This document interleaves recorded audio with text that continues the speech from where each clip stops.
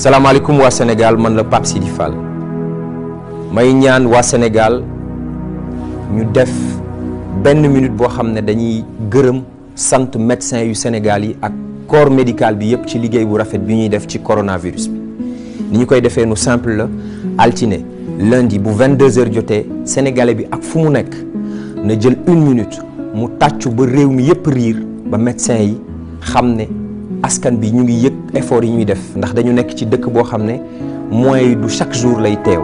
te pourtant ñu ngi def liggéey bu extraordinaire ba déggaguñu benn nit bu ñàkk bakkanam ci coronavirus te chaque jour ñu yëgal ñu ne kenn wér na ñu encouragé leen tàccu leen wax leen ne le peuple sénégalais est derrière vous. Je lance un appel à tous ces jeunes qui sont dans le Sénégal ñu tasaare vidéo bi le maximum pour que lundi ñu am tàccu national applaudissement national